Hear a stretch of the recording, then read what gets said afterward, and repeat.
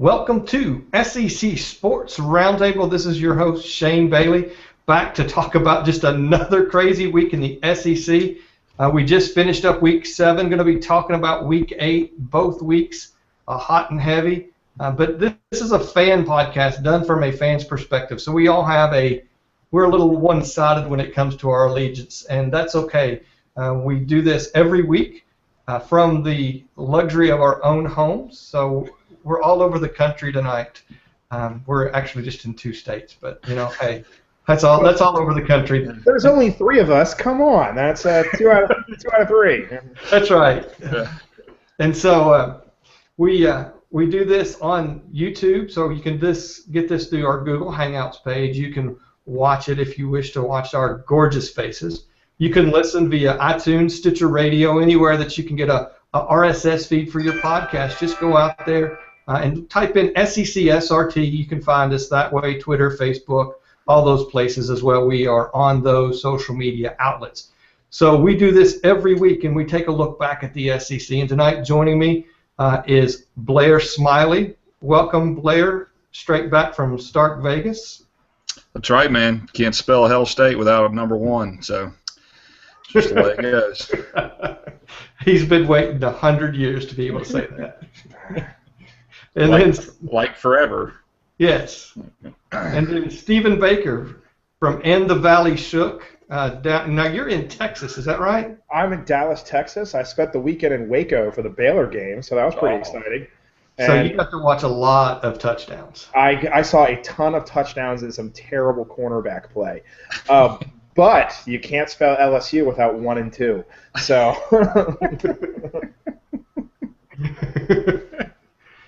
oh yeah. So that's 12, right? And that's how many men that Tennessee had on the field a couple years ago, right? It was 14 that they had on the field. It was a very unique defense. It didn't work. Actually, it was very effective at stopping them from scoring. Unfortunately, that is illegal. So LSU got another play. Any jab I can make as a Kentucky fan to Tennessee, I'll do that. But I'm the host. I try to stay somewhat impartial, but it's getting harder and harder with Kentucky doing what they've been able to do. So we've got some things to talk about with them this week as well. On the good side, it's not like we can talk about Kentucky basketball. We've also got that to look forward to as an aside. LSU might actually be good this year. We might actually, I'm not going to say beat Kentucky, but we might actually be within 10. Did you get to see the NBA Combine held at Lexington this week? Did y'all hear about that? No. Yeah. So Calipari has, 90 NBA scouts invited in, and he did like an NBA Combine type of practice just for his players. It was tremendous. It was great. Yeah, supposedly he didn't want the distractions of them coming all throughout the year. So he says, I'm going to give you 1 day where we'll set it up till you get to see everything, and then I'll invite everybody in. They could do it in 1 day, and they televised it. It was great from a recruiting standpoint. Genius. Did afterwards did he complain about Mike Krzyzewski getting too close to the players? No, I think he was silent about that this time. This time.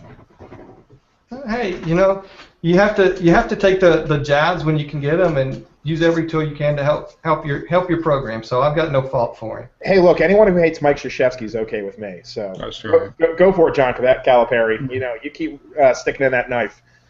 Well, he's got somebody else that he dislikes very much, and this year he's back in the SEC. So we're going to see how fun that is. Now it gets further south with another orange team. So that Auburn team and Bruce Pearl, they've never gotten along. So that's now a new Kentucky rivalry, whether anybody knows that or not. So, but this is that's our 5 good seconds of basketball as done on another nationally syndicated radio show about soccer. We gave basketball because we're in the middle of football, but we would be silly to think that basketball wasn't important to a number of SEC fans, at least a couple of schools at least, and I'm one of them. So I definitely give basketball its due, and we will definitely talk more as we get a little closer to basketball. But what a great season of football so far.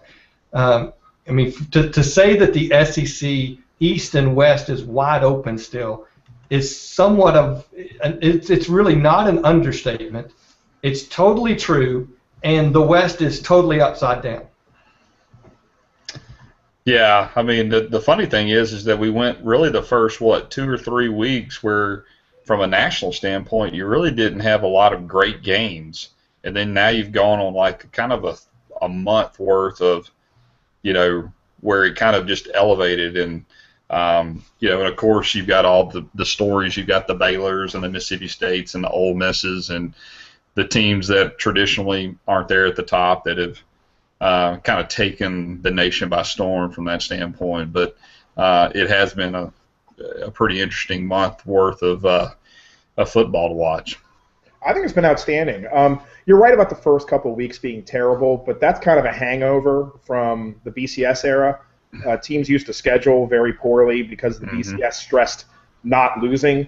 And I think we're going to transition to a playoff era where it's going to be more about who you've played. I think schedule's going to become more important. So I think those first couple weeks will get better in the future. But as soon as we got to conference play, it's not just the SEC. Pretty much every conference is crazy. The Big Ten, Rutgers and Maryland, everyone made fun of that. They're sitting near the top of the standings out there. Of course, the SEC, Mississippi State, #1 for the first time in school history, and that's pretty darn cool. The Pac-12, okay, Oregon's sitting on top of that, but UCLA was supposed to be a contender, and they fell apart. Yeah. And Big 12, Baylor's sitting on top of that. Oklahoma having problems. It's been a blast. This has really been an outstanding season so far. We're only in October. Yeah.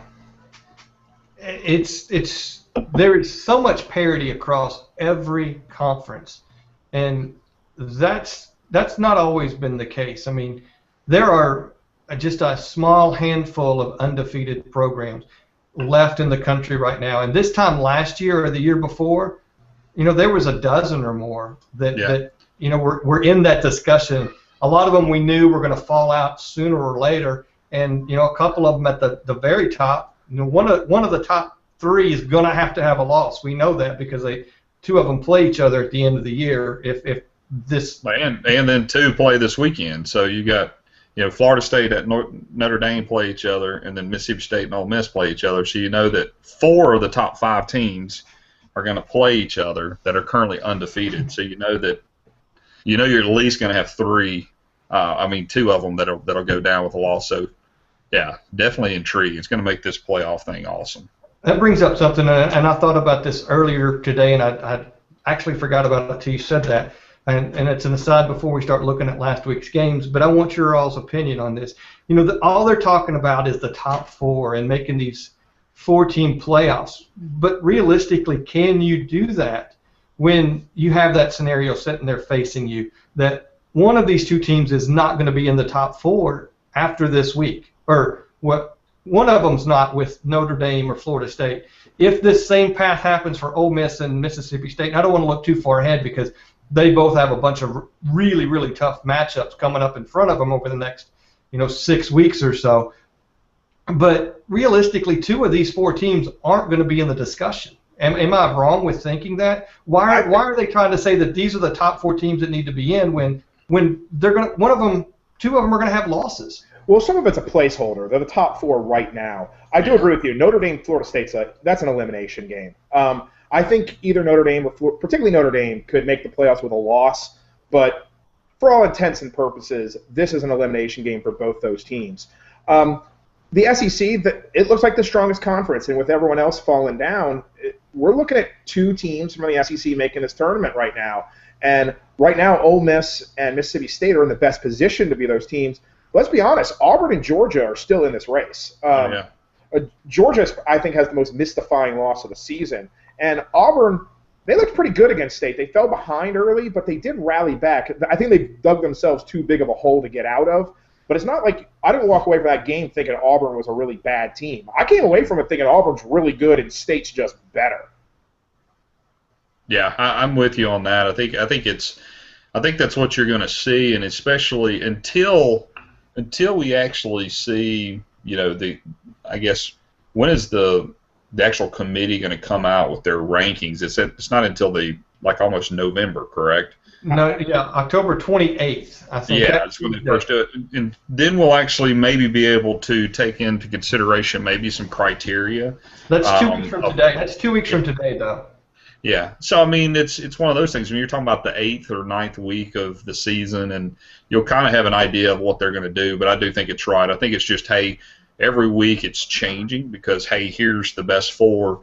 But we're on track to possibly have no undefeated teams, or 1 or maybe 2 undefeated, and then you got to distinguish between all the 1 losses or those there, and so that's what it's going to be interesting to see, how things actually go from here. The way the season is shaken out so far, it would be shocking to me at this point if there's not a 2-loss team in the playoff. Right. There's almost no way that the 1-loss team is going to stay with 1 loss. There's just too much parity. There might be an undefeated team in the playoff, but we're staring down a 2-loss team in that playoff. And that's how come a team like Auburn, Ole Miss are still sitting pretty, even if they lose. I'm assuming Ole Miss is going to lose. I'm getting ahead of myself. I do think Auburn's a better team than Ole Miss, and I think that's the team that's lurking out there. That Mississippi State might see them again and might have to beat them again, but this time on the road or in a neutral site, and it becomes a lot different because part of the reason State won that game is because they played at home in front of some fanatical fans, and that played a factor. I agree, but so far, I mean, the bad bow, good bow discussion's kind of been put to rest, at least for the time being. The last 3 or 4 weeks with Ole Miss, Bo has been very reliable. So mistakes have been limited at Ole Miss's half. Yeah. Auburn, this is the first time I saw Auburn really make some serious mistakes. Now, Mississippi State made their fair share during that game, but Auburn made some just vital mistakes that really cost them some points. Yeah, and I think what you saw in that game, I watched. Obviously I pay attention to Mississippi State. Mississippi State is really, really good. Auburn was by far above and beyond the best team. I left there going that Auburn is one of the top 5 teams in the country, and Mississippi State solidified themselves as a top 5 team. I really thought, hey, this is a legit. We're not just kind of running this wave up. We're seriously going to make some contentions down the road here. But Auburn made it very tough for Mississippi State to run. Nobody is running the football against Mississippi State. Auburn could not run that dive play, and basically what you saw was 2 quarterbacks that really need to be able to run the ball to be very, very, very efficient in the passing game. And for big parts of the game, Nick Marshall had to throw the football. Dak Prescott had to throw the football. And it wasn't – I think that's where they were – I think both teams were uncomfortable doing that. Because it's not the best thing that they want to do, and I think Auburn's defensive line was better than I thought they were because I thought we could kind of pound them, and we ended up doing that. We ended up having some success, but we went through an 8 possession period there in the second and third quarter, 8 possessions where we had 4 turnovers and 4 punts. And Auburn made mistakes as well. I think it was 2 really good teams that knew it was a really big game, made some mistakes, and I think it was because both teams, helped them make those mistakes. I think Mississippi State played probably its worst game and still won by 15. But I think Auburn was, one of those teams that I think I came away from that going, I was still skeptical of their defense, especially after the Kansas State kind of thing. But they're legit, man. They're going to, I hate to see. They're going to be good, and I do think they did dig a hole. But that was one of the things that I just took away from that was both of those teams are very, very from a trenches standpoint. It was just a physical battle. Yeah, if you look at Auburn's schedule, they've played 2 of the toughest teams to play on the road. Yeah. Kansas State is a tough team to play in Manhattan, particularly on Thursday night. Strange things happen there. You almost throw out the stats from that game. That's just a really, really hard place to play. And then going to Starkville, which is normally not that tough of a place to play, but all of a sudden they have a number 1 team to cheer on. I mean, State fans, they have been waiting their whole lives for this. That is the craziest Starkville crowd you're ever going to run into.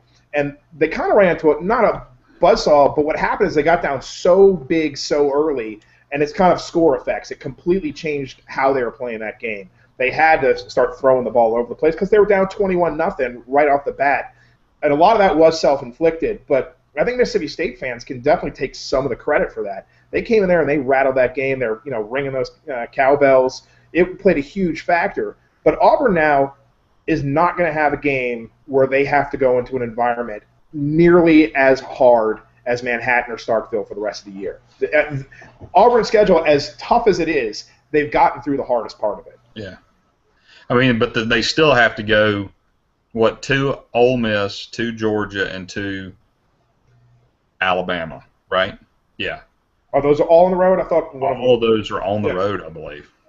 Those are their 4. And I mean, Oxford's going to be obviously pivotal, but that comes after, that's a couple of weeks down the road. But Auburn, they're a really good football team, man. And I do think that was what was impressive to me, guys. Was I've grown up a State fan, so I've been in that stadium. I had not been to a game this year, and going into that environment and watching a team such as Auburn that, these guys went to the SEC championship last year. They went to the national championship game last year. They were in wild, crazy environments. And for that first quarter, they were shook.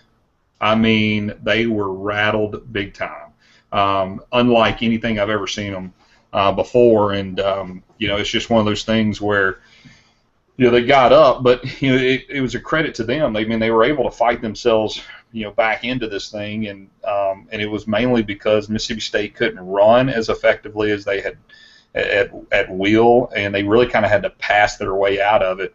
From that standpoint, Dak Prescott, I was sitting there waiting for, hey, where's the game where Dak is going to be just a little off? He's going to make the throw that he probably shouldn't make, and he made probably his 2 worst throws of all season.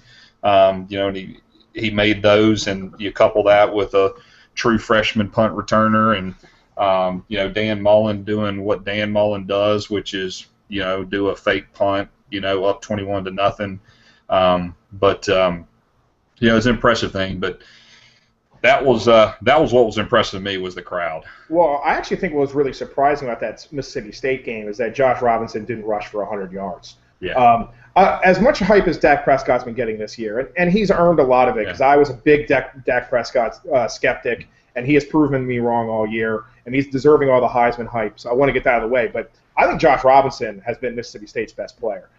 He tore apart LSU. He just went crazy against A&M. I think he's the guy who opens it up. Dak Prescott's best play is the play action, and it's because everyone's crashing the line to stop Robinson. And this is going to sound crazy. He only averaged 5.1 yards a carry against Auburn. Yeah. And for him, that's off his season average of 7 yards a carry. And that, I think, played a big factor in the role. Auburn, I don't want to say shut him down because he did rush for 97 yards, but they slowed him down. And I didn't think you could slow down Josh Robinson. He is amazing. And I don't understand why he's not the Heisman candidate. Yeah. The interesting thing is that he was a guy that he never seen going backwards, and in Auburn he danced a little bit. They had lanes where he was going side to side and he wasn't going north and south. I saw several times where when he got hit, he went backwards. So that was a credit to Auburn. They are much more stiff on the defensive line than I ever thought they were. And they pushed our offensive line around a little bit, but I think it's by far the beefiest and quickest line that we'll see this year. I think Ole Miss has got their speed kills. You can't get to the edge, but they're not as beefy as Auburn is. So, but yeah, I do think that's a big key, and he has been a huge key to what Mississippi State can do, because when you get Dan Mullen's offense rolling downhill in the run game, it's very difficult to stop. All right. So anything else we want to add before I switch gears and take us to a different team? Yeah, I would actually like to address Auburn fans to let them know that they can quit crying about the pass interference calls. I mean, this is the most ridiculous. I've got a couple of buddies who are just, they're Ole Miss fans. I mean, they're Auburn fans. But, I mean, come on, guys. I mean, you talk about sore losers. I mean, get over it, man. You would have gotten within 8. You got in within 8 twice, and you never could capitalize on it. Don't fumble a freaking kickoff and don't throw a pick in the last couple of minutes. We handed you 4 turnovers in 4 possessions, gave you the ball inside the 40, 4 consecutive trips. You got in the red zone 3 times in those deals and came away with 6 points. So, you walked in there with 17 out of 21 red zone possessions where you scored a touchdown and scored in every one of them. You got 6 opportunities against Mississippi State and scored 6 points. So, I mean, come on, quit crying. The only thing I'd like to say is that I'd like to be rooting for Mississippi State this entire year because they've been waiting a long time for this. But I'm still mad at Dylan Day, and I hope he blows out his knees. We won't go down that road. Other than that, everyone else on the roster I'm rooting for. So I hope I'm still a little bit mad about that. But other than that, I mean, it's hard not to be happy for State. It's been a long time coming, and it's also just good for the conference to have a team that's, I don't want to call them a doormat because Mississippi State's been going to bowl games, but they haven't been a contender. And it shows the depth of the league, and it's just good for kind of everyone to have their shot. It was kind of getting stale of, Alabama, Auburn, LSU every year. So it's nice to have another team, and if it's going to be someone, it better be State and not Ole Miss. Yeah, I think the thing that's been impressive, and I mean, obviously the story of it, but I think it's what people, when you watch, I think from a State fan, it's really fun to watch these guys, and I can see why people that aren't necessarily fans of Mississippi State would kind of gravitate to it because they're a fun group. You can tell that they're busting their tail, but how dominant they've been, how physical on both lines of the scrimmage, and how dominant they've actually played in these games is what's been impressive to me. I mean, that's the thing that as a State fan you just really can't. You just can't get your mind wrapped around, that you're sitting there as a consensus number 1 heading into a bye week in week 6, with a legitimate shot to, play for the West in Atlanta. So we'll see how it all unfolds. Let's continue talking about the depth of the SEC West and talk about Arkansas, Alabama. Realistically, we've been talking as Arkansas has improved, and we've seen this progression that they're going to finally sneak up and beat somebody. Stephen, you mentioned Georgia's path, to the east. They still got to go to Arkansas. They got to go to Little Rock this week, and we'll talk about that. If you want to talk about a game that could sneak up on somebody, this Arkansas defense is for real. The Arkansas offense, Bielema's just pounded down the middle, give them the rock. Head to a head, hat to a hat, and our guys are going to beat your guys. That almost came to fruition without a missed field goal, missed point after attempt of at least tying that game against Alabama. Yeah, for Arkansas, a lot of it's at this point self-inflicted. They should have beat A&M. They should have beat Alabama. But you know what? There's not a column in the standings for should have wins. They're called losses. And Arkansas, I mean, this is big boy football. At this point, Arkansas's got to turn these almost wins into actual wins. And I'm beginning to think it's something to do with the team itself because they're getting so close, and it's like almost mental. Like they just can't believe that they're good, and they just find ways to lose. And I was an Arkansas fan, I'd be so frustrated with this team because right now we should be talking about Arkansas the same way we're talking about State and Ole Miss, but we're not because this team has just. It's like they have this loser gene right now, and they just can't shake it. Well, they were a holding penalty away in the A&M game. I mean, that was a 21-point swing. Well, they also had the ball. They had 4th and 3, I think, late in that game. They decided to kick a field goal when they have a terrible kicker instead of just running it down A&M's throat, and A&M's run defense is pretty bad. Yeah. I mean, this was a team that should have just run for the first down and then knelt to the ball, and they win the game. And instead, they set up for a field goal, and then they let up that long touchdown pass. It took A&M no time to march down the field, right as we've been bragging about Arkansas's defense. When it mattered, Arkansas has folded. And that's to do with them. It's not bad luck at this point. It's something to do with Arkansas.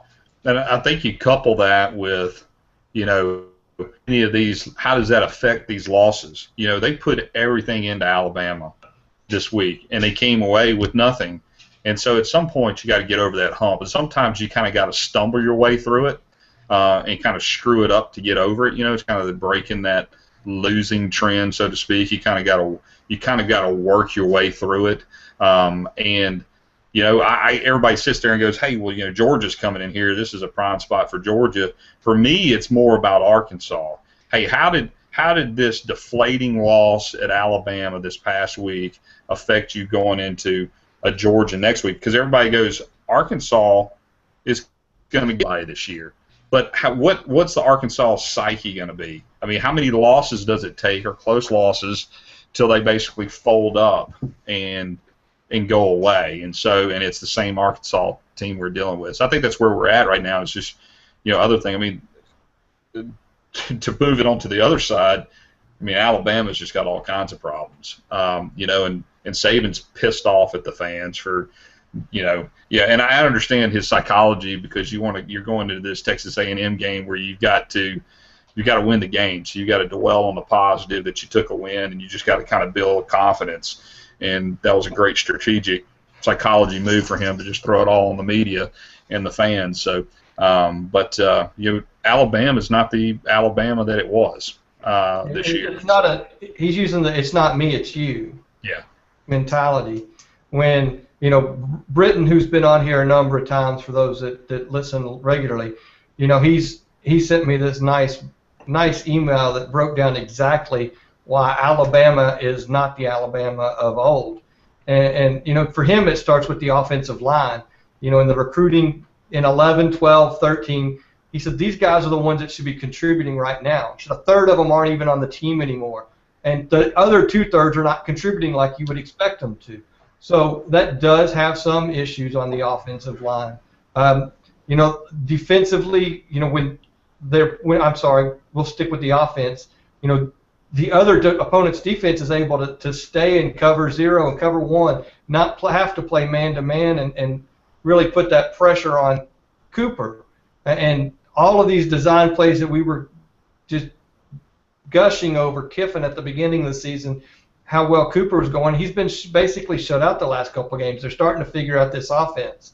And, you know, Britton's really troubled about it. Well, I think once you go back to Alabama, as bad as they looked against Arkansas, and Arkansas did look like the better team, Alabama won. And exactly. Once again, it goes back kind of the mentality of these programs. Alabama won, and they're upset. But this is a program that they just know how to win. And I kind of hate that kind of talk, but they do. This is a team that, when it comes down, when the rubber hits the road, Alabama expects to win. They're looking around that locker room, they're looking down that sideline, and they know someone's going to make a play. Heck, most people think they're the guy who's going to make that play, and they go out there and they do it. And that's why Alabama won and Arkansas lost. Arkansas players look around thinking somebody else is going to pick up the water, and it's got to be you. I mean, you have to be the guy to do it. And Alabama, I think they have that kind of culture of accountability. I mean, no one's going to call Saban warm and fuzzy, but he's certainly accountable. And those players, I mean, if you don't perform, there's another guy's going to take your job. And if they don't care about winning, they care about playing. And that was Britton's thoughts. I'm not falling off of that cliff and selling Alabama. I mean, as much as you say Arkansas gave that game away, the game was still in Arkansas. That's a tough place to play. Arkansas is not the same team it was when we talked about them in our previews. They are a much improved program. They have a lot of talent on both sides of the ball, and they played Alabama well for most of that contest. Alabama found a way to win that game going on the road. Now, you couple that with this Saturday, they get to go back to Tuscaloosa. They have an A&M program that has boat raced them in the last couple of years, has put all kinds of points on them, even if Alabama wins, and this is their opportunity to say that they are still a contender for the West, is if they can go in next week and take care of business against A&M. Because A&M is reeling right now. I mean, that's a program right now that's just feeling terrible about themselves.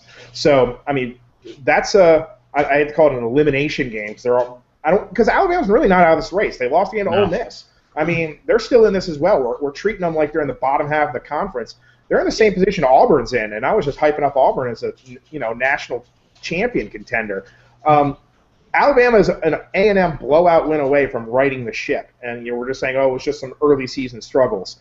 That said, A&M can go in there and they can win that game because A&M needs to right the ship as well. It's a really interesting matchup for what it's going to mean for the rest of the year for those programs. Oh, it's an elimination game for A&M because if they lose, they're done. That's 3 losses in the West, and there's not going to be a team. There's going to be a team that could have 1 loss or 2 losses, and no team in the West go undefeated. But there's not going to be a winner coming out of the West with 3 losses. Oh, no way. And the other thing, guys, one of the things that I actually kind of paid attention to is the whole Lane Kiffin side of things here.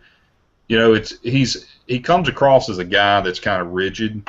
He comes across as a guy that's going to break down the film. He's going to have you a first quarter synopsis. You're going to play well. But as the game goes along and people adjust, he did this at Southern Cal.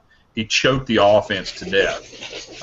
If you remember how he just strangled it to death to the point where it got him fired, and then some Joe Blow that's the offensive coordinator comes in there and they start slinging it around for 400 yards the last 3 games off of Ed Orgeron's little together staff, and then of course Sarkisian comes in and they're a lot better. It just seems like he can't adjust and he can't do anything. He's so rigid and he just clamps it down. I'm interested to see how that evolves over the rest of the year because I think that's a dynamic that is very dominant in that coaching staff right now, and I'm interested to see how Lane Kiffin reacts. But this year he's not the head coach. When he was at SC, he was the head coach. So you should be looking at Nick Saban as the head coach to be coaching his offensive coordinator to say this is how we need to be approaching this ball game.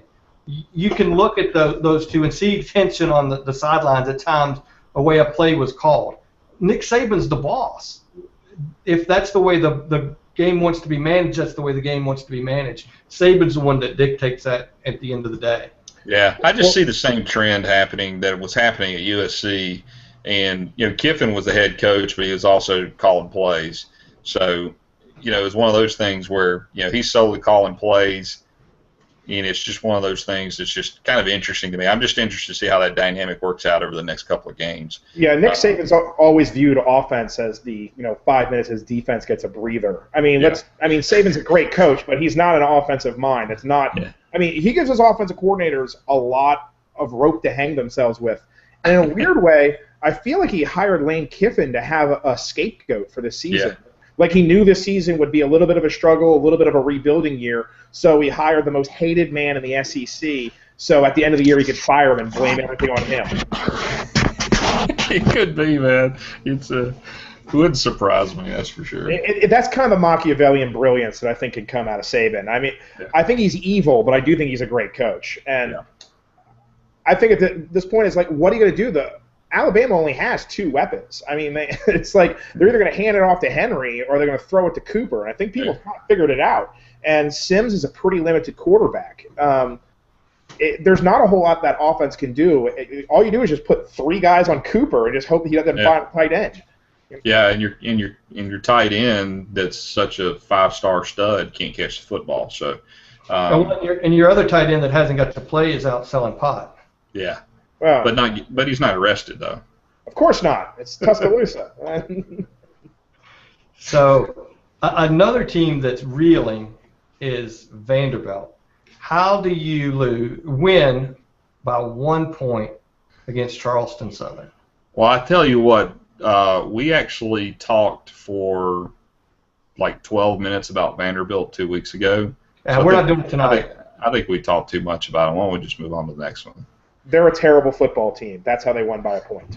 Holy cow. It's simple as that. They're terrible. I think Chad Caldwell, Blair. He's been on before. Oh, yeah. And he was getting on me talking about, the SEC schedule was released today, and I made a comment on Twitter about how, we just need to now get a little bit better opponents. And he starts right at me about Kentucky. It's like, well, we've got Louisville on the schedule this year. That's no cupcake. It's no Charleston Southern.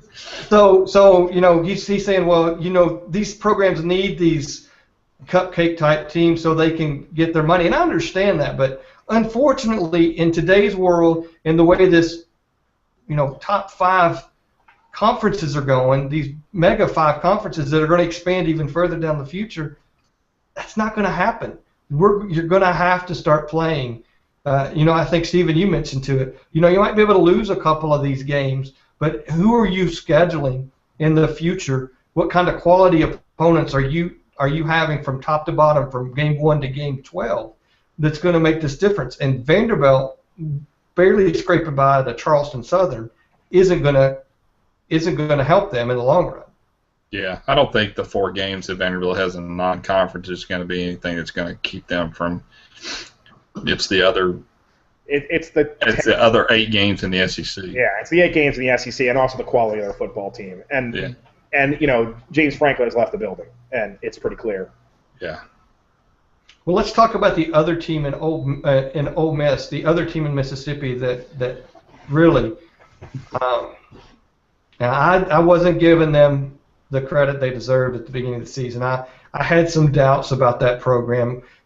I think even if you talk to Cole, as high as he was on the program, Blair, when we did our preview, there were still doubts in his mind about what this program is. But, they kind of did to A&M what you guys did to Auburn at the beginning, is they knocked them in the mouth at the very beginning, and realistically A&M never recovered. Yeah, and the thing about it is A&M, you can do that to them. I think that was something that Mississippi State wanted to go out and actually say, we want to be physical with this team and hit them in the mouth. And Ole Miss did that. And to their credit, a lot of people thought going on the road, first time you ever been there, after that emotional win, they put that to bed real quick. I think there's 2 things that Ole Miss that jumped out, and I don't like to give Ole Miss any type of credit.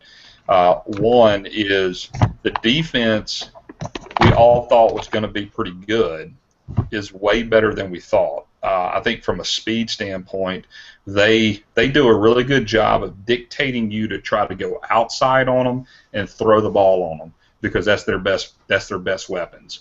They have still not had anybody that said, I'm going to line up and pound you straight up the middle, because I think if you're going to attack that defense, that's the only prayer you've got. And Texas A&M's not built like that. They were built to just run into the buzzsaw that was Ole Miss. The other thing that's actually come from that, Shane, that I think is kind of interesting is Bo Wallace, this whole bad Bo, good Bo stuff. When you have a defense that's allowed, 6 touchdowns all year or 4 or whatever it is, you're talking about a guy that doesn't have to thread the needle, a guy that can become more of a game manager, and they can score 21 points instead of trying to score 35 to win a ball game. And what it's done is that they've kind of ramped him down. He's making good decisions, but it's one of those things. I'm really interested to see over the next 3 weeks. They're going to beat the crap out of Tennessee coming up, but when they have to go to LSU, when they have to go have Auburn come there, they got to go to Arkansas. Is it going to be a game where they can't run the ball? I mean, they're not really a particularly good running team. Is Bo going to be off a little bit? And can somebody punch the defense in the mouth and they don't have a good day? That's what I'm waiting to see. But a very impressive win. Very, matter of fact. I thought it was as an impressive day for them. For Ole Miss, let's first say the nice things out of the way so I can get them out of the way. I second everything you have to say about their defense. Their defense is amazing. It might be the best defense in the country. It's fast. They hit hard. It's deep, which is surprising to me. I thought they were actually a pretty thin unit. Like they had a lot of 5-stars with just a bunch of guys behind them. But even when they go to the bench, they just feed off of each other. That could very well be the very best defense in the country. And I kind of have a theory that defense doesn't go cold. The defense isn't going to have a night where they have a bad night. Someone's going to put points on them, but they're not going to just totally lay an egg. Yeah. All right. However, I'm still a firm believer in good Bo and bad Bo. Dr. Bo has thrown 6 interceptions this season. 6. And he's thrown none in SEC play.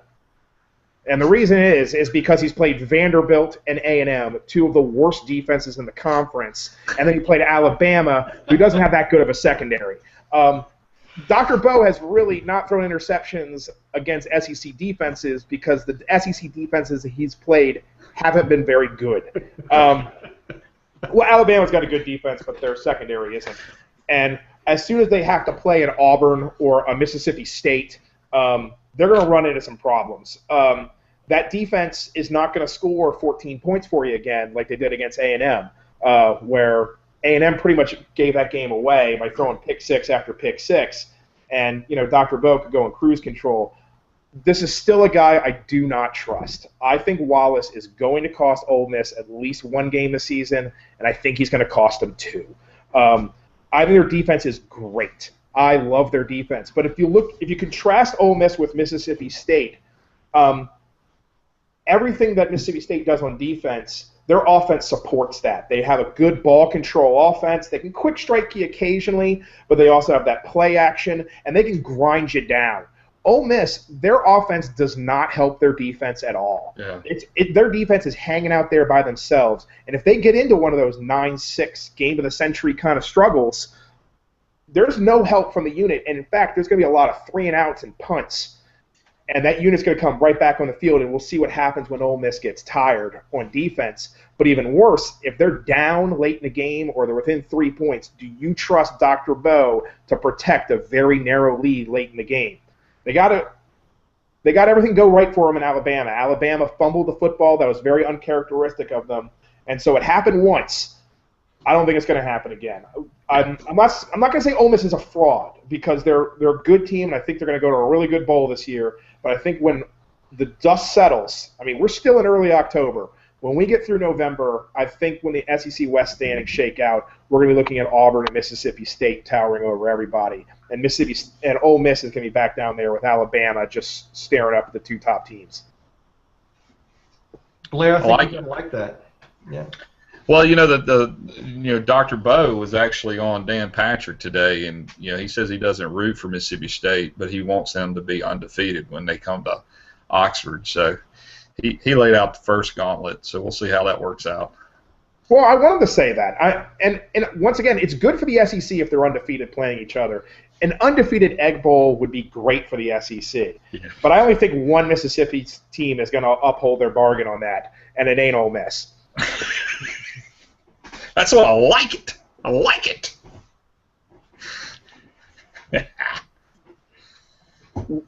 Which is sort of my way of saying that I'm a firm believer in Mississippi State at this point. The biggest knock I have on State is that they're not good at holding a 21-point lead. They lose focus when they're up by 3 touchdowns. And you'd think they'd be better at it with all the practice they're getting. But if that's the problem you have, you're a really good football team. Yeah. Okay, hold on just a second. I don't know if you noticed, but my computer completely dropped you guys. Yeah. So I'm gonna start the recording back as of now, and you all continue saying what you were saying. I was just making fun of Ole Miss, which was I was saying the one Mississippi school that I think is legit, that's going to be standing when all the dust clears, is Mississippi State. Mississippi State, I think, is a team whose biggest weakness is how to hold a 3-touchdown lead. And you think they'd be better at it with all the practice they've had. But if your biggest problem is that you're not good at holding 3-touchdown leads, that means you're pretty awesome. Ole Miss's biggest problem is a quarterback that nobody trusts and a running game that I don't think can run out a clock that's going to ball control you to death to help out that defense. Ole Miss has the best defense in the country. I think their defense is legitimately great. I think at the end of the day, their offense is what's going to let them down. All right. I love it. Stephen, you made me laugh so hard because I was trying to find reasoning to say that Ole Miss wasn't as legit as everything else that I'm seeing, and you were able to put that out there for me. So I appreciate that. Well, really what came away from the Alabama game is I felt Alabama was the better team, but they just turned the ball over too much, and they just kind of fell apart. Alabama had a 10-point lead in that game in the second half and just wilted. And a lot of that was the perfect Ole Miss storm. I mean, that was the biggest game. The crowd was going nuts. This was that LSU game with Eli, only they won it. This was the game, and I don't think you can do that 5 more times. You get to pull into that bag one time. Mississippi State, on the other hand, they had that really big pumped-up crowd, and that was the game of the century for them. And they won by 15 points, and the game was never really that close. Yeah. I mean, Auburn got within 8 a few times, but Mississippi State looked like they would have won it if they played that game on the moon. Ole Miss looked like they needed the crowd to win that game. And I think what's going to happen is when Ole Miss goes on the road, they're going to have some problems. And I still expect Dr. Bo to, commit some malpractice at some point. Well, let's talk about another program that I think most people's indications heading in the right direction. I'm not buying as much of the hype as others, and Blair, I think I got a kind of a feeling that you feel similar, and that's Tennessee. Their big win this week. It's just a monster win for them, a statement game for them, coming in and hosting University of Tennessee Chattanooga. UT. You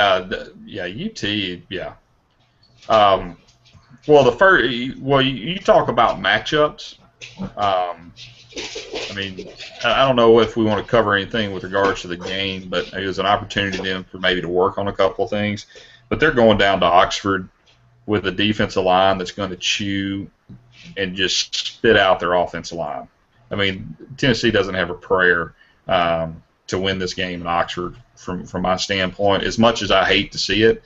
And I think it's one of those games where Tennessee fans before the year were like, we're probably not going to be as good, but we can go at least compete in Oxford, and I think they're having to reevaluate themselves because the worst possible matchup you can have is Ole Miss's defensive line against a Tennessee offensive line that can't block anybody. I think they've given up the most sacks and the most tackles for losses. I think it's 20-something sacks, 28 sacks, 49 tackles for loss or something.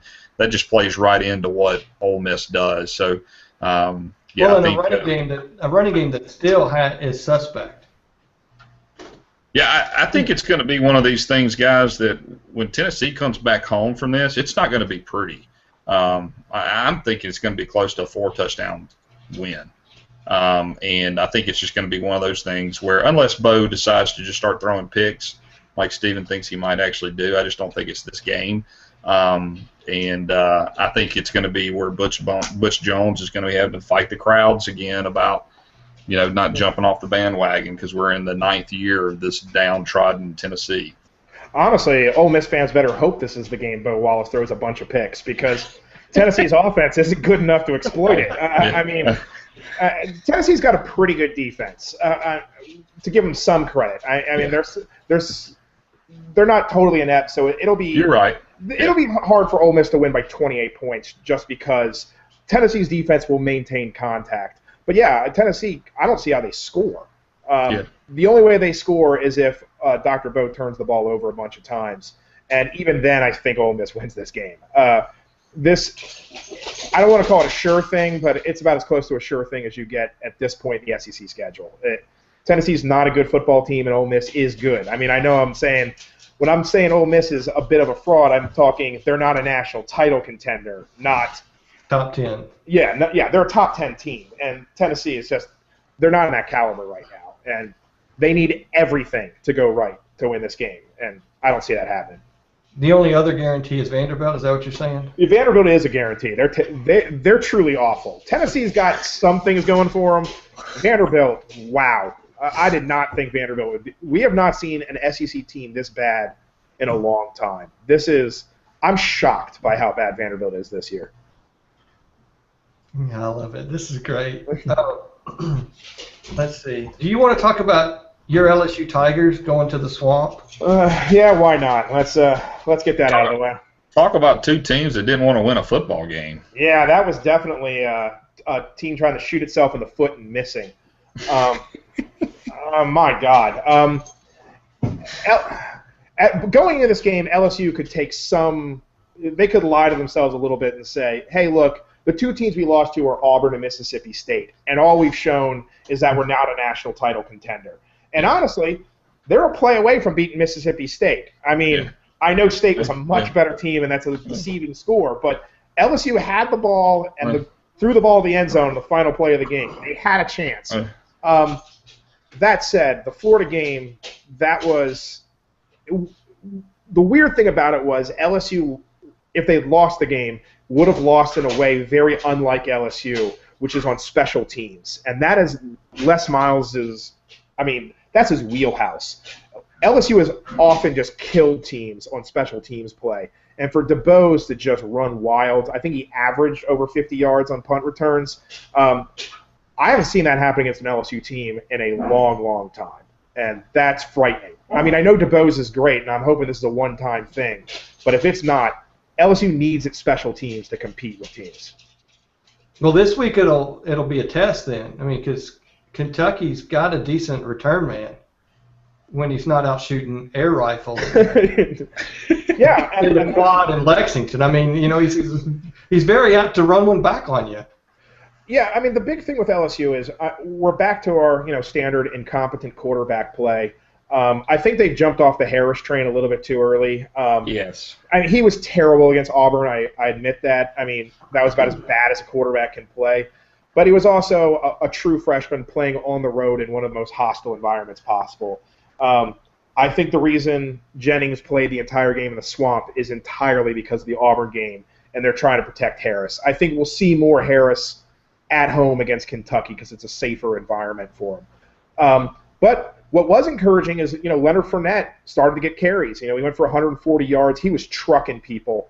And he didn't look that good earlier, but it might be that just because Auburn and Mississippi State's defensive lines are just that good. I think Kentucky, who has let up a ton of rushing yards on the season, has got to be incredibly nervous about that three-headed monster being led by Fournette back there. I think LSU will be able to run the football very effectively against Kentucky. But LSU's biggest problem right now is big plays. And normally when you think about big plays, I think it's defined normally in statistical circles as plays over 20 yards. The thing with LSU would be thrilled to be giving up a ton of plays that were just 20 yards. LSU's problem is they hold teams to 1 yard, 2 yard, 3 yards, and then they give up 50-yard plays. I think Mississippi State had something like 9 plays that went over 40 yards. And if you get beyond the defensive line, you're gone. And everyone's blaming the young defensive line. I don't think it's the defensive line because you can't win every battle. And if you're going 0-2, 0-3, 70, that speaks to the linebackers. They're not plugging the holes. And LSU's linebackers this season, which I keep thinking are going to turn the corner, have been horrifically awful. They have just been they've been beyond terrible. Quan Alexander's decent. He's kind of inconsistent, but he gets some tackles. Other than that, I don't trust a single LSU linebacker. And if you get through that defensive line, the linebackers aren't going to stop you. A safety is going to have to make that tackle. And it's probably going to be 40 yards from the line of scrimmage. Do you have to – I mean, you've got to be somewhat happy that they were able to come from behind, even though it was as sloppy as it was early for them to pull that out in the swamp and have that big defensive stop at the end. No, that was – from a gut check standpoint, that was a great game. If you want to talk to LSU's emotional state, I'm incredibly proud of the team.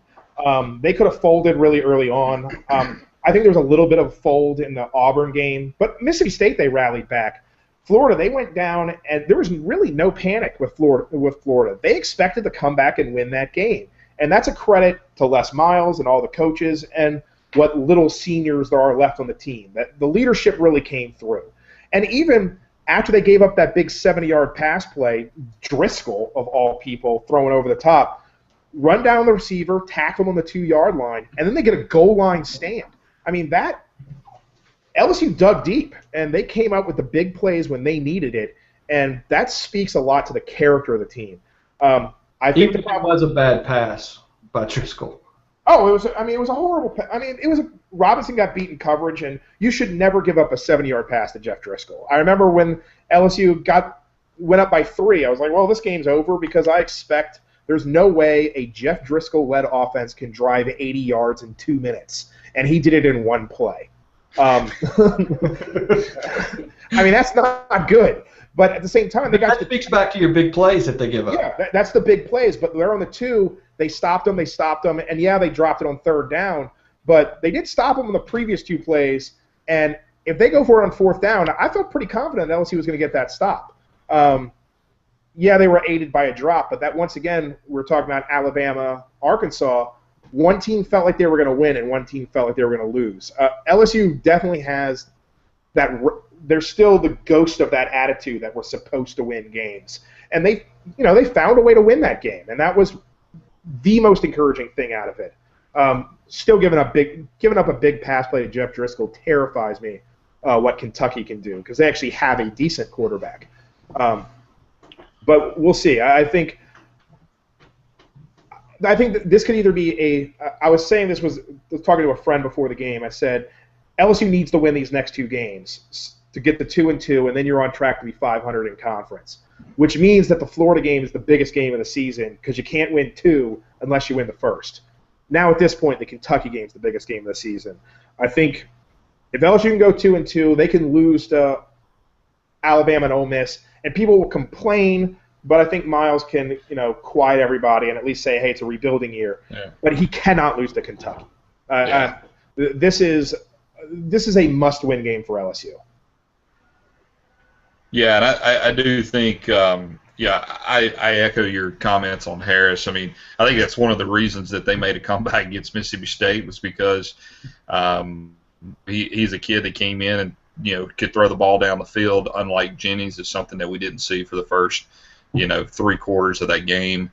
And so he obviously was over his head in the Auburn game, and I think you're going to see some packages where he comes in because I think Jennings is still very limited. But if you can run the football, which I think he can do on Kentucky, this is going to be an interesting matchup. What are y'all's thoughts about Florida? I mean, obviously the other end of the spectrum. With Muschamp and all the stuff that's going on, and they're, Muschamp he can't get a break on anything. I mean, kid drops a 3rd down touchdown pass on that deal, and they figure out ways to lose that stuff. So I mean, I know he's pretty much gone, but what's Florida's state of mind right now? You say that, but let's look at the schedule. I mean, if Georgia loses to Arkansas this week, now they both have 2 losses in the East. Florida's still there, and they've got the win against Kentucky.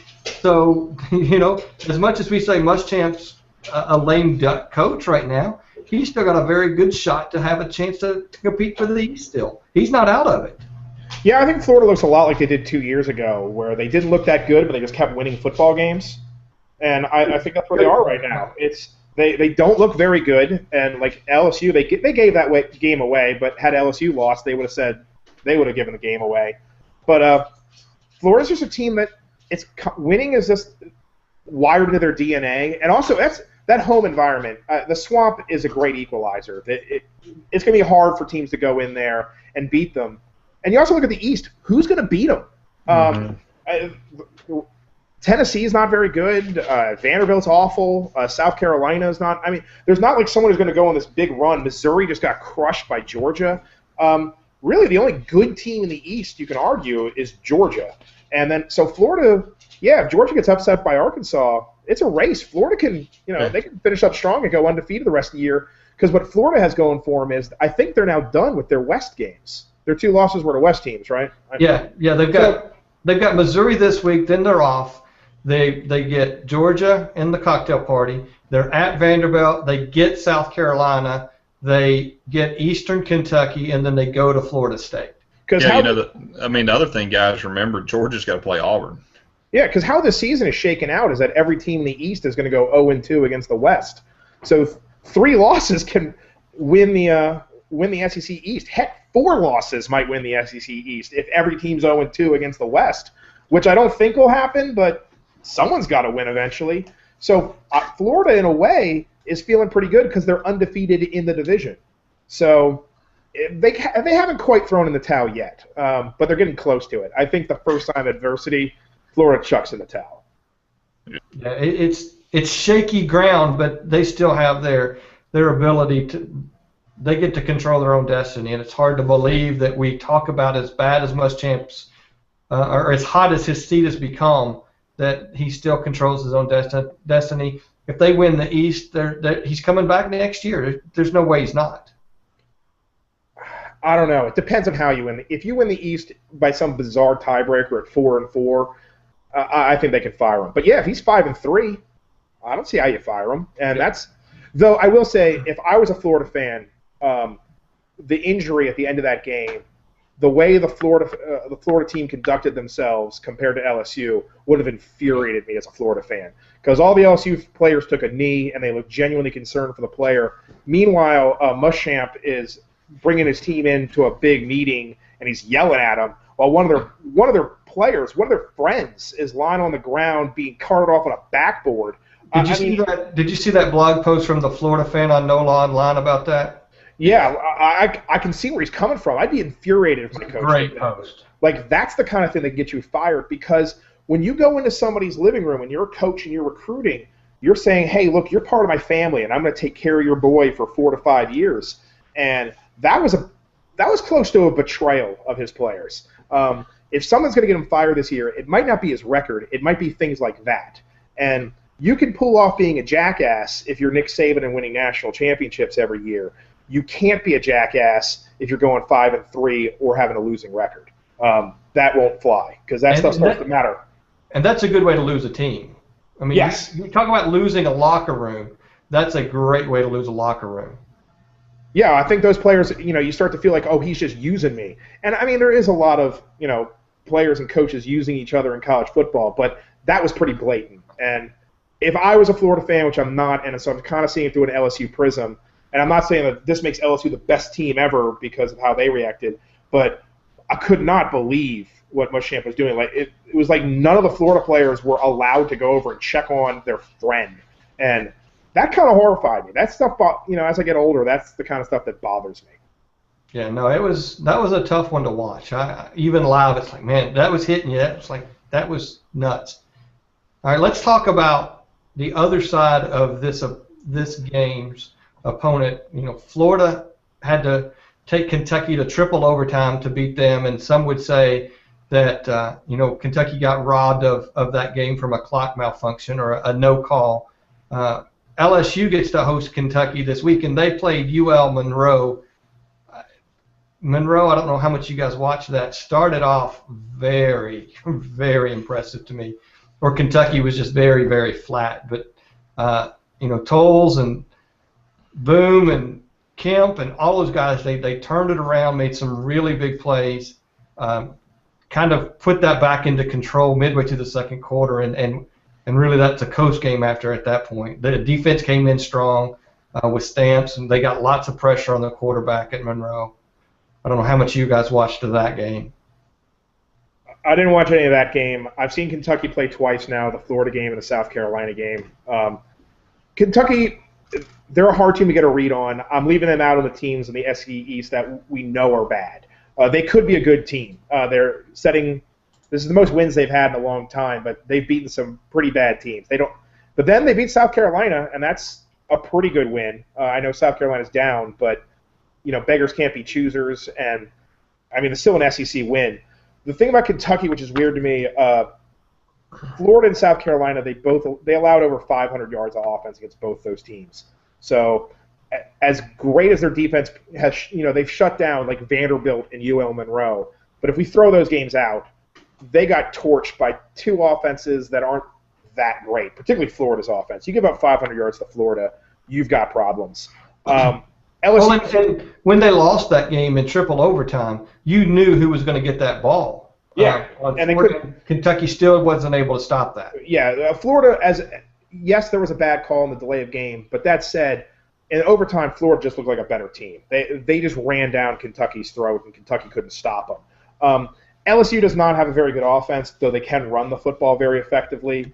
And they've also been given up. They gave up 237 yards rushing to Florida, 282 to South Carolina. LSU is a team that can rush for 250 yards against this Kentucky offense, and I think that's Kentucky's big concern. This is the big question for them. Can they stop LSU's running game. And this is a huge game for Kentucky as well. As much as I said LSU can't lose this game, Kentucky can't lose this game. If Kentucky wants to be an SEC East contender, they're already down a game. They lost to Florida. They can bounce right back into it. LSU, they're there for the taking this year. LSU does not look that great this year. They're vulnerable to the upset. If Kentucky can win this game, they can ride this out. They need to get another win. They still have to beat Georgia. But Kentucky's right in the race. So they've got Georgia and Mississippi State. Yeah, and they're going to lose to State. But everyone's going to lose at least one game of the West. But if they can beat LSU, then they're 1-1 against the West. And that could be a factor because I think you're looking at a lot of 0-2 teams against the West and the East. So Kentucky, this isn't a must-win for them, but they really, really want this. And this could be a statement win for them because the shine's off on beating South Carolina because South Carolina has just kind of fallen apart. But LSU is vulnerable. LSU is not the LSU team of the norm, but they can still run the football, and that seems to be Kentucky's weakness. So, I was going to say, just to add to that, I mean, the other thing that's kind of on the periphery here is, if Kentucky actually goes down there and pulls an upset win in Death Valley, then they're coming back the next week to play Mississippi State, who should be ranked number 1 in the country still. You never know. If Florida State beats Notre Dame, they may jump back over them or something. But it's a CBS game, nationally televised game, and if you've seen the game day options for next week, they're horrible. So if Kentucky is 6-1 and they're playing Mississippi State, you got game day in Lexington. So there's a lot of stuff going on there, and they could still do it even losing to LSU, to be honest with you, because there's just not any good matchups that week. But I'm interested to watch this game because I'm interested to see how the Kentucky team plays. I'm just wondering how their defense is going to hold up, and can they actually stuff LSU and not have them do anything on offense, because I think Kentucky could score. I just don't know if they're going to be able to stop LSU. Yeah, I'm with you as well. It's an interesting game for both teams because once again, LSU might be a good team lurking under there. Like that Florida game could have just been their coming out party, so to speak. They finally realized, hey, we're going to give it to Fournette. They put Harris back there and he starts getting more snaps. LSU, if they can get him in at home and get Harris 15, 20 snaps and he can throw the ball all over the place, suddenly this team, I mean, they're not a national title contender, but if they're a 5-3, even 6-2 SEC team, this isn't what Kentucky signed up for a week ago. Like LSU looked like a team that was reeling. They lost to Auburn 41-7. They just looked awful. If they come into this and all of a sudden they look like the LSU of old, which could happen, then Kentucky's in some deep trouble. So we're going to learn a lot about both teams. And honestly, we just don't know. I think LSU and Kentucky are probably the two biggest wild cards right now. LSU because they've played too many good, really, really good teams, and we know they're not on that level. And Kentucky just because they haven't played anyone good yet. But this is it. This is where we find out if these are really good football teams or whether they're imposters. Yeah, I put out today, it's hard, as much as I am a Kentucky fan, it's hard for me to sit here and say Kentucky can beat LSU. When you're looking at LSU was a preseason top 10, and Kentucky only won 2 games last year. To sit here and say there's that kind of improvement from Kentucky, it very well might be. They are a vastly improved team, but they still have problems. I mean, if you listen to the coach this week, he was all about it. He's like, we still have a lot of things we need to improve on. And that defense, being able to stop the run, is one of them. Because even mediocre teams have been able to put up some good running yards against Kentucky. Yeah, and remember, I'm going back to how much I think Vanderbilt stinks, but they only beat Vanderbilt 17-7. That's not that encouraging. If Kentucky was truly a top-tier team, they would have won that game by 3 touchdowns. They still won the game, and I think winning counts. And they're clearly, I think they're going to finish second in the East at the end of the day. The question is, how good is second in the East? I like that's good discussions. So the only other game we haven't covered is Georgia, Missouri. And to me, is it Jekyll and Hyde with Georgia's defense? or is it just the teams they're playing have been smoke and mirrors on the other side? And Missouri just wasn't anywhere close to as good as we considered they might be when they started off the season 4-0, dropping their last two, getting shut out for the first time in Pinkel's reign at Columbia, Missouri. That Georgia defense stepped up and played a game like you saw the first game of the season against Clemson in the second half, where everybody was talking about how great Georgia's defense was. All of a sudden, Georgia's defense showed up to play again when everybody was talking about how bad they were the last 3 weeks. On top of that, Nick Chubb, freshman, gets more carries in one game than he did so far the entire season. It's Jekyll and Hyde from both sides of the ball here. I think there was a little bit of the rally effect. Todd Gurley suspension. I think Georgia really showed up for that. I think Georgia reacted really well to that. I think they bonded together as a team and sort of said, we're going to show everybody that we're more than just Todd Gurley. And clearly this shows that Todd Gurley's overrated. I think really what they... It's that offensive line is what you're saying. Yeah, but really what it came down to is that these Missouri is not a very good football team. They lost to Indiana. And good football teams don't lose to Indiana. And Georgia, I think, went out there. I think they had something to prove, and they're playing a mediocre team, and they just blew their doors off. And I don't think there's anything more to it than that. And I think you also have a quarterback in Matty Mock that has totally regressed since the start of the season. I've got to watch just a part of this one because I was drinking heavily and getting prepared for the Auburn game. But I remember seeing the third and fourth interception. Just horrible interceptions. What did he have? 92 yards of passing, 4 picks. That's your problem right there. You're talking about a guy that before the year, everybody says, this guy could jump into the top 3 quarterbacks in the league, and I would say he's down in the bottom 6, and he's totally taken a step back this year with the reins of it, and they're not being able to run the football. He's obviously can't move it, but for them to score 0. And for Georgia, that was the most shocking thing of the day for me was they just kind of, Georgia kind of showed up and definitely took care of business. But, it was that was not the outcome I thought was fixing to happen. Yeah, no, I'm still not sure what I'm looking at with Georgia. I picked them preseason to be my winners out of the East, but yet Missouri goes and beats South Carolina at Columbia. They lose to Indiana and they lose to Georgia by getting shut out. I don't know what's in the East anymore. I just don't know what's there. Yeah, the East is crazy. I don't think anyone can read it. I think Georgia's a good team.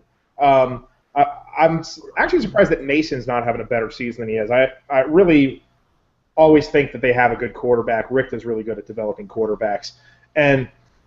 But even with Gurley being suspended for just ridiculous reasons, Chubb showed that he's pretty good. Georgia they just breed running backs down there. Unless one goes down and another one pops up. Before Gurley there was Isaiah Crowell, and there's just always a great running back down there. So I think Georgia's a good football team. We don't really have to worry whether they're good.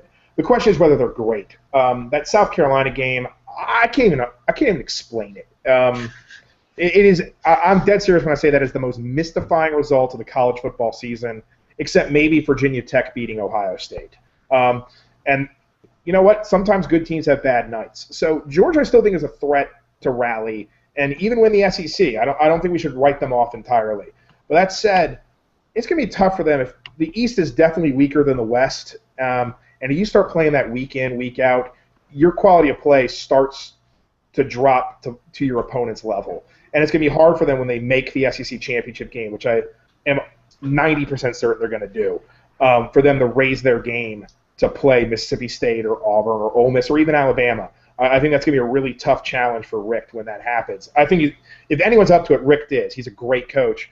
But this is a team that their whole goal is just to get through this season without losing again, or maybe just losing one more time, and then putting it all down on the SEC championship game. That's right. All right, so let's look quickly at this week because we talked a lot about some of this upcoming week's matchups.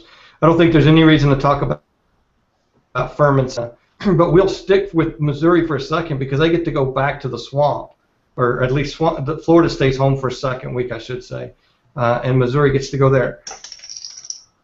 The team I saw Saturday in Missouri, they're going to get another loss. There's no way around it. It's even with Florida, with as many question marks and all the things we just talked about 5 minutes ago with them playing with LSU, Florida's going to win this game. Yeah, I mean that's a good question. I mean this one's a complete toss-up. I think Florida comes out. They're playing at home. They're playing in the Swamp. They are reeling, but I think for Missouri, I think that was more than just a loss to them last week. I think that's a very difficult thing to bounce back off of.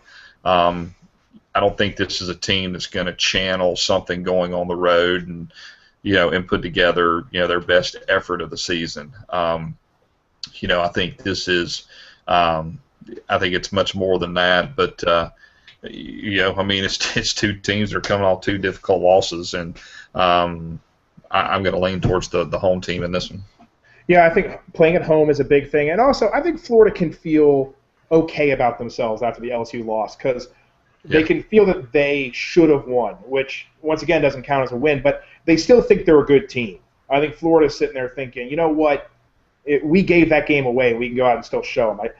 They still have that belief that they're going to go out and win games. Missouri, I don't know what they're clinging to at this point. You lose to Indiana, you lose by 34 to Georgia, you get shut out. Your whole identity is scoring points. And if you can't do that, and let's be honest, Florida's got their problems, but they still have a really good defense. I don't think they're going to get shut out again, but I do think Florida's going to win this game fairly comfortably. This is a big game for Florida, but I think Missouri, they have all the earmarks of a team that's already packed it in. I think that was a season-killing loss to Georgia. And we're saying that about a team that's just 1-1 in the SEC. But you very well could be right, Stephen.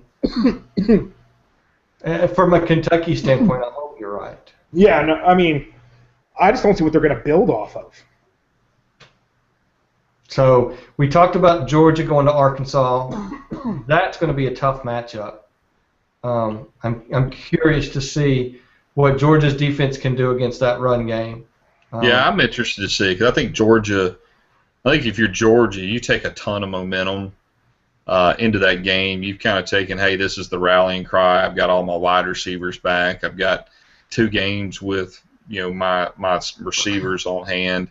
I've given the ball to a freshman that's done well. Our defense played well. Let's go into Arkansas. And then I think Arkansas put a lot into that Alabama game. So I'm interested to see how this one turns out. I think Georgia actually walks in there and gets a W. What's the update on the running backs? I know that Gurley actually showed up for practice, but what about the other 2 running backs that have been injured? Are they going to be seeing the field soon? Do we know? I don't know the injury report at Georgia. Yeah, I've got no idea. I don't either. All right. That was my only question. Yeah, look, Georgia's got a better defense than you think they do. It's like they always, it's not great, but once again, it's a very good, effective unit. Well, Pruitt's making a difference. But yeah, Arkansas. I mean, Arkansas should be better than they are. I said it earlier tonight. We should be talking about Arkansas the way we're talking about Mississippi State.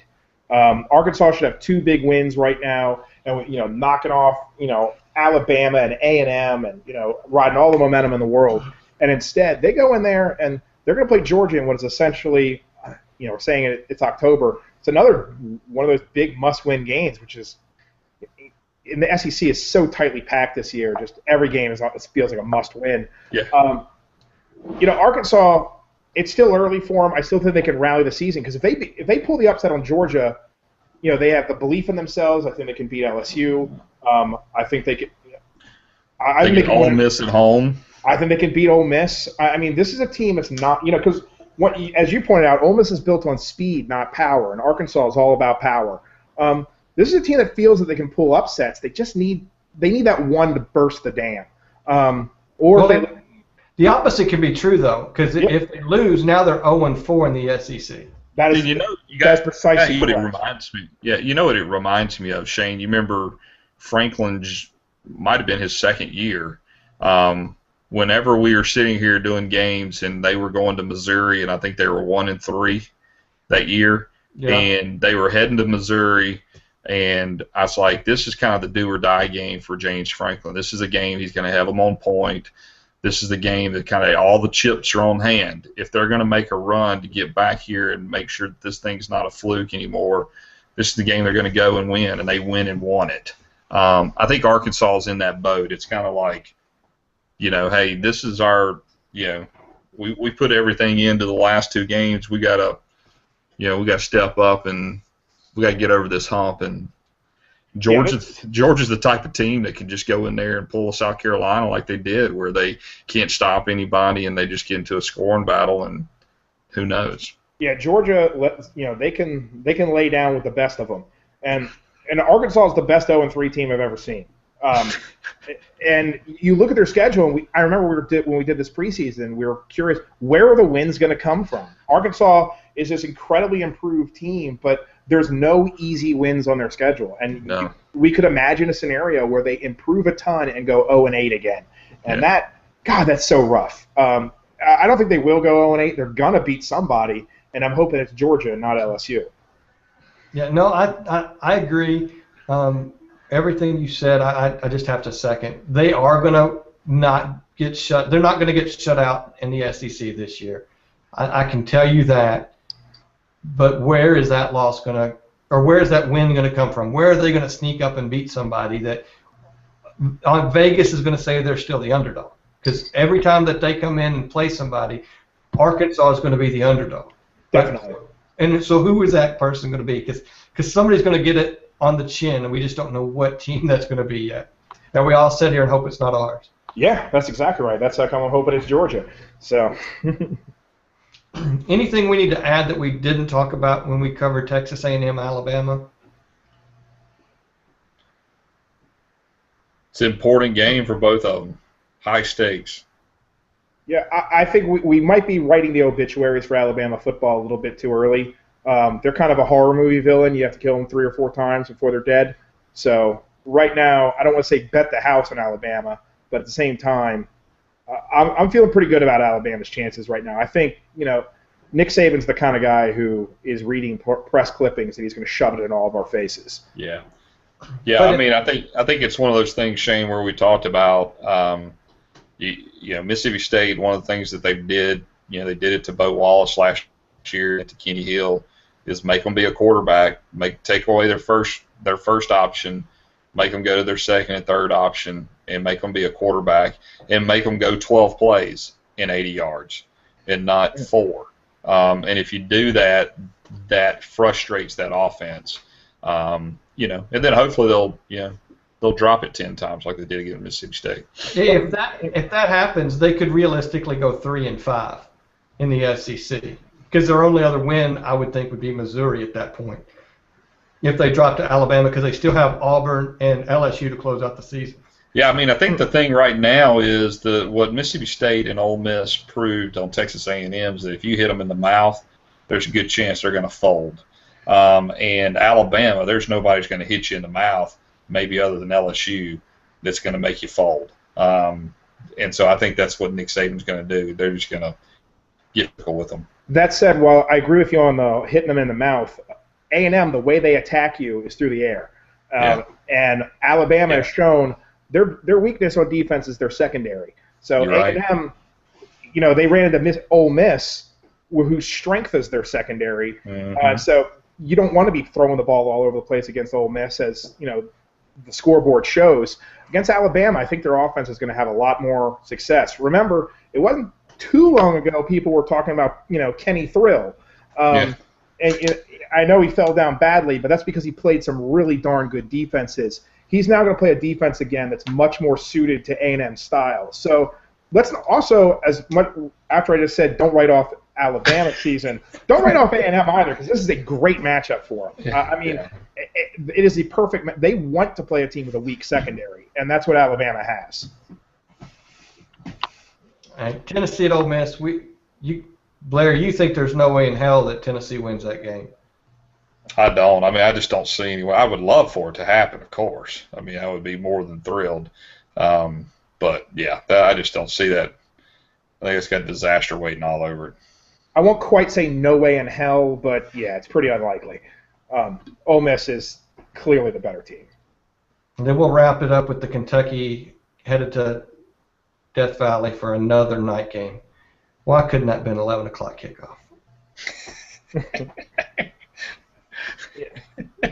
I'll tell you. I'll give you my opinion on it. I think LSU ends up pulling this out. I think the win down in their swamp, the way they actually pulled it out and fought their way back, I think really helps this team. I think playing at home, I think they can move the ball on Kentucky. I actually see it more of about a 31 to 24 type of ball game where it's never really too much in doubt, but Kentucky can hit enough to actually kind of keep that thing close and make it interesting. Yeah, I think you're going to see a lot of really long drives from LSU. A lot of Fournette, McGee, Hilliard, Fournette, maybe one play action pass. That's about it. I think LSU is going to just say, stop our running game, and Kentucky is going to be unable to do it. And it's going to be one of those classic LSU kind of games where he just keeps on doing the same thing until you make him stop him. And the one, as much as we've knocked Jennings saying Harris is a better quarterback, and I do think Harris is a lot better, Jennings doesn't turn the ball over. And what he's not going to do is he's not going to lose the game for LSU. And he's going to hand the ball off a bunch. He's not going to give Kentucky that big turnover that they need to pull off an upset. And I think that's the key to pulling an upset on the road, is to have that big play, get the momentum on your side, knock the crowd out of it. I mean, that's what Mississippi State had going for them. And I don't think Kentucky is going to have that moment. And no, I agree totally. I mean, Kentucky has to be opportunistic to win this ball game. They're going to have their defense is going to have to come up with some sort of stop, interception, pick six, fumble recovery to really put that in Kentucky's favor. But what also scares me from Kentucky's standpoint is that fourth quarter. Is that if they have the lead, can they sustain it and hold it and continue to grow it in the fourth quarter? Because LSU is so strong in the fourth quarter. They have no give up in them. So you have to sit there and from a Kentucky fan, even if Kentucky is ahead going into the fourth quarter or even late into the fourth quarter, you still have to be worried until there's all zeros on that scoreboard. Yeah, and I also say that Les Miles teams have always played off of emotion, and it's kind of hard to play off of a dead crowd. And normally Kentucky can hope to sneak into Death Valley and catch the 11 a.m. kick or something like that, or fans looking ahead to Alabama or Ole Miss on the schedule. Well, LSU's having a rough year. The fans are focused on this Kentucky game. This is, for one of the first times in Kentucky's history, this is the game that LSU has circled as their must-win. And I think that's going to be the thing. There's going to be a pumped-up crowd. They're going to be going nuts, and the team will feed off of that. And it's not going to be like the State game where half the crowd left in the third quarter. They're going to be staying towards until the end, and they're going to be cheering their heads off. Yeah, awesome stuff, guys. Great podcast. We do this every week. If you're still listening in, come back, check, subscribe, so it automatically shows up. We're going to get that next week's podcast out a little early, I believe. We've got some things lined up, so be on the lookout for this one a little earlier next week. So it truly will be a almost day after review of the week that's already occurred. So guys, we appreciate you listening in, and we are going to call this podcast done.